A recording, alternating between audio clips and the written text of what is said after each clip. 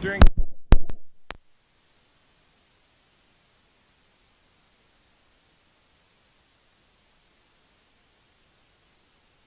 a little bit to it, or do you have to kind of? There's a little bit of temptation to get, you have a little bit more time on your hands, so you're doing some research and looking at some things that maybe you've done or somebody else has done in the past. But I think the real focus on our end was fundamentals and going back to kind of our basic things and and getting better at the fundamentals of football that we feel like we needed to clean up through the first 3 weeks. How were how did you feel like the fundamentals were at after 3 weeks? Did you feel like some were eroding and some were better, or how did you feel? Not as tight as we needed it to be. I think you could say that on both sides of the ball and special teams and every position. I felt like just looking at it, there was a lot of things we felt like, man, we really just need to clean up as far as blocking, tackling, catching, drops, as a quarterback, just all the details of the game that sometimes get overlooked, game week. I think it was good for us to have a week to go back on the basics and clean that stuff up. I always assume that teams that are off, they get healthier. It's a really good to have a bye week. And then Michigan was off a week. They laid a total egg at Wisconsin. Is there ever any concern that you have some momentum, you're coming off a win, that maybe you won't be as sharp as you want after 2 weeks? Yeah, I mean, yeah, I think that's something we talk about as a staff quite a bit, and you look back at past years, experiences that you've had, and I think Coach Smith, I think he had a good handle on it this week, and we wanted to get some work done so we could stay in a rhythm, but at the same time try to heal up, and that's just the fine line that you walk. And I think we've challenged our guys to be aware of that, and they got to really amp it up this week in practice and take that tempo to the game. Jonathan mentioned yesterday that one stat he'd like to see improve is the completion percentage.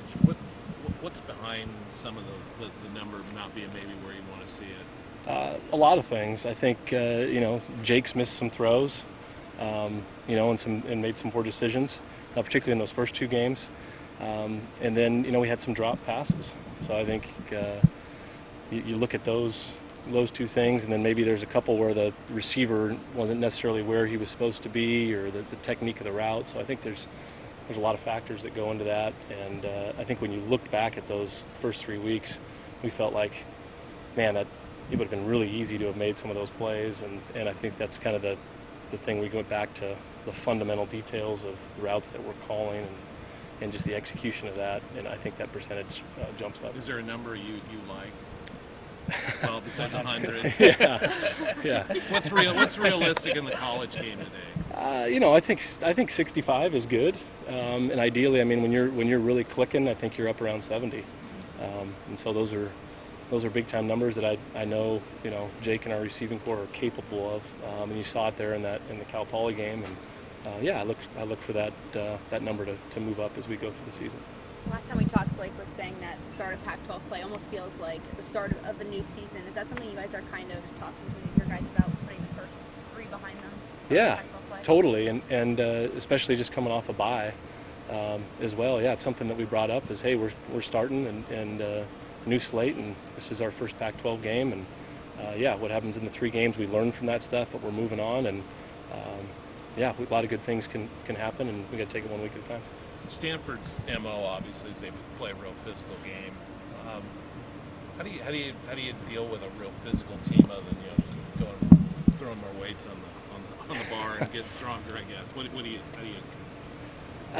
Well, I think it's a big challenge to us, and you play a physical team, you got to be physical, you got to match it, and they've traditionally been really physical, and their front seven to me really stands out, on their defense.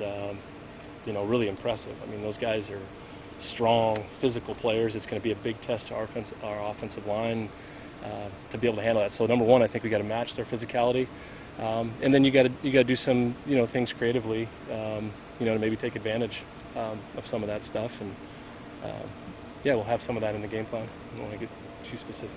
Jonathan said this is probably one of, if not the best front that you guys have faced so far. Would you agree with that? Yeah, definitely. I mean, I think they've got some veteran players up front, and it shows up on the film. Really, all 4 of their games.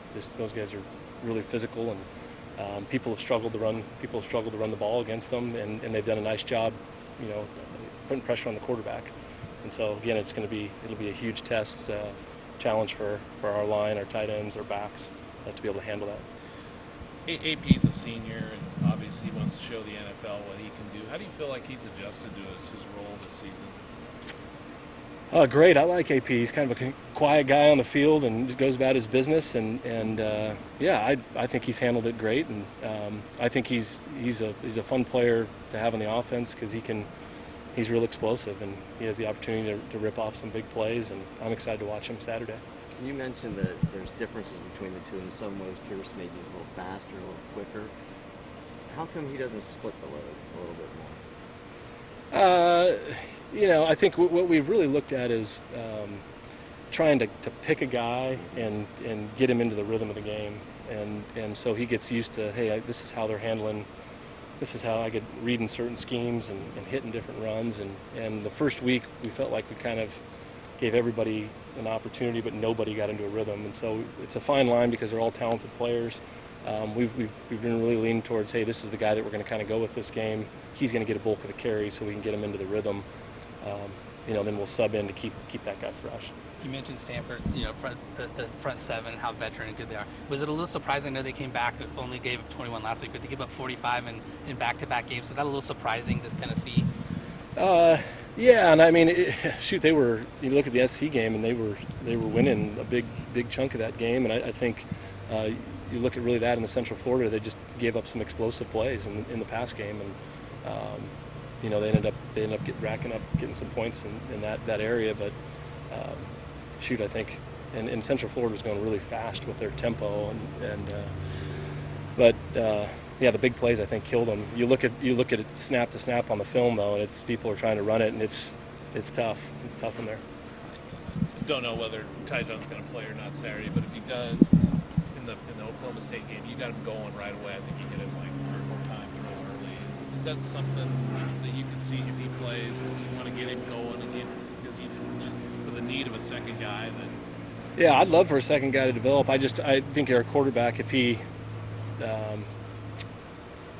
defense or the read determines that he'll get the ball, I don't know that we're gonna go out of our way to just make sure we get him a touch. I think the ball will find him in the offense, and I think it'll be for Jake. I think the big key will be, okay, what is the defense, allowing him or dictating where he's going to go with the ball, and the ball will go there. And the Oklahoma State game, it just happened to go there early with him. But yeah, I think we'd love to see him continue to develop and catch balls.